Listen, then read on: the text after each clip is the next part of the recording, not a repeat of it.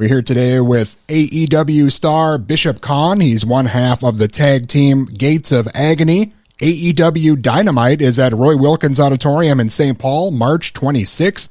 You can get your tickets now at allelitewrestling.com. Kaun, how you doing, man? Pretty good. How are you?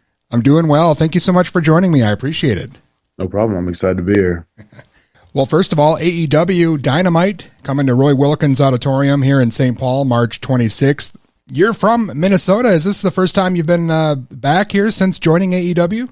Actually, it is. Yes, I'm very excited to be back. I came back to visit the family, but this is my first time coming back in a wrestling atmosphere, so I'm ready for it. Excellent. I know AEW is a relatively new company, but I mean, you guys have grown quite a bit over the last few years here, and now AEW Dynamite is on TBS on Wednesday nights and HBO Max. I mean, less than 10 years into your wrestling career, that's pretty cool that you've had the success you've had here in that short amount of time. Man, 100%. I'm very blessed and humbled to be a part of AEW, and it's allowed me to travel the world, honestly. I got to wrestle at Wembley Stadium in London. AEW has allowed me to go to Japan to do a tour. I wrestled in Paris, Mexico, Canada, all over the U.S. We've grown exponentially, and it's just given so many performers the chance to grow as performers and travel the world. Well, and as we mentioned, you grew up here in Minnesota. How did you get into the wrestling business? Was that kind of always something you wanted to do, or what led you to it? It was a childhood dream. I fell in love with wrestling when I was like 9, 10 years old. I remember going to the Target Center and seeing like live events and just became like enamored.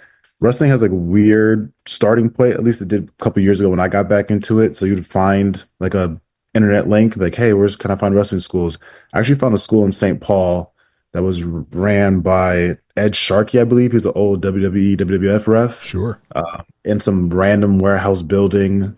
Unfortunately, I didn't start there, so I ended up going to Maryland and found another wrestling school, Maryland Championship Wrestling. But now you can literally just go hop on Google, look for pro wrestling schools, and they just pop up all over the place. Yeah, I guess it's a lot different, at least in Minnesota back in those days. Unless you were probably a bouncer at a bar around here, you probably didn't make your way into the business. Oh, for sure. A bouncer, a big gym bro. Like, I feel like it was like a secret society. You had to know somebody that knew somebody that was a pro wrestler, and that's kind of how you got your way into the business. Well, you mentioned wrestling in Japan and the UK and all over the States. Did you know what kind of grind the wrestling business would be when you first started out? I had no idea. I started when I was 26, and I knew it was something that you would kind of just throw a lot of money into and destroy your body, but the payoff of performing for people was very cool, but you didn't know if you would be successful because the success rate is very low. So fortunately, though, when I started too, I had a full-time job. I was working as a graphic designer, and then I was training 2, 3, 4 days a week, doing birthdays for kids on the weekend for like wrestling shows. But I would always tell people too, I know people in this business that have been doing this for 15 years. I never signed a contract. I'm very fortunate to have met the right people within 2 years of my career and got signed to Ring of Honor and then signed to AEW, but it's a grind. It does not get easier by any chance. And nowadays, with the way everything is, with social media and just having to have your own web presence and all that, I'm sure your background before you got into the business actually probably pretty helpful. Oh, 100%. I feel like I got a little foot in the door that way, having a background in branding. I know the importance of having a logo mark, understanding typography, building out social media ads, even when it comes to creating your own merchandise. Hey, what stuff is going to sell? T-shirts, stickers, what stuff is going to actually be used? I feel like a lot of people sometimes make merch that just kind of gets tossed away. But what stuff can we create that's good brand, that's going to last a lifetime, that's going to be tangible, that people are going to care about?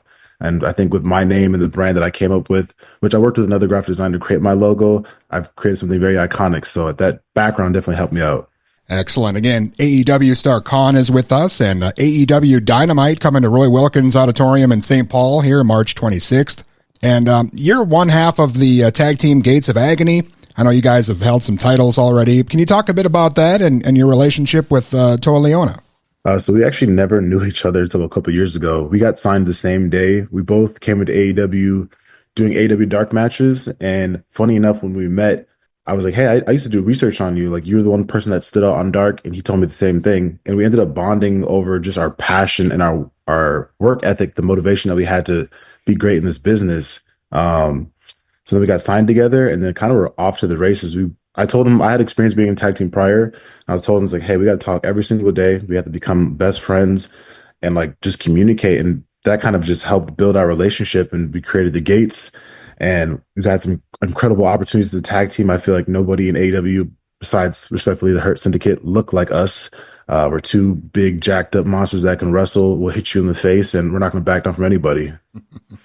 And there's a lot of veterans in the locker room at AEW. You know, guys like Adam Copeland and Dustin Rhodes. I know you worked a bit with Tully Blanchard. That's got to be great for you to kind of be able to lean on some of these guys for guidance and advice.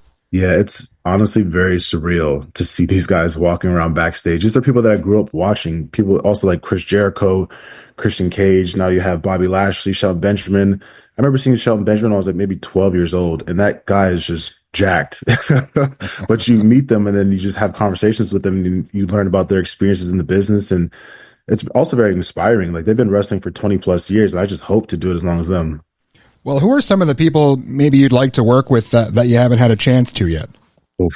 I think I've wrestled almost everybody in the AEW locker room besides Moxley, who I'd love to get in there with. I was trained by Joey Mercury, somebody that he got to work with back in WWE at the time.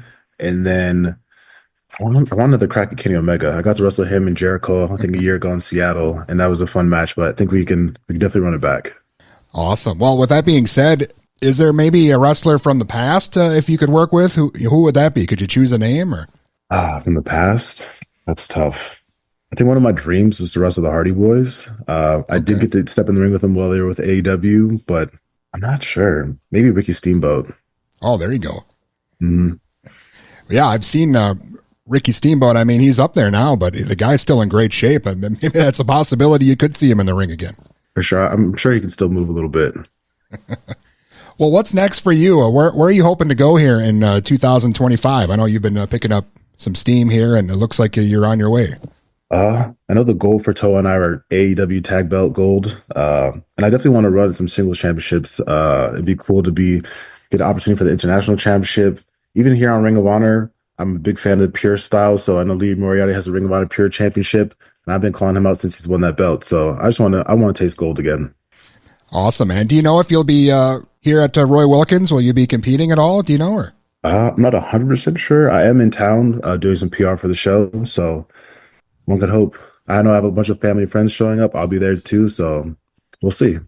Awesome, man. It's been great speaking with you, and I'm looking forward to the show here and looking forward to see where you go here in the next year. And again, it's been great speaking with you. Thank you so much. Oh, thank you so much. I appreciate the opportunity. And again, that was AEW star Bishop Kaun, one half of the tag team, the Gates of Agony, as All Elite Wrestling AEW Dynamite will be at Roy Wilkins Auditorium in St. Paul here on March 26th. Also, it's live on TBS, and you can find it on HBO Max as well. Get your tickets for AEW Dynamite at allelitewrestling.com.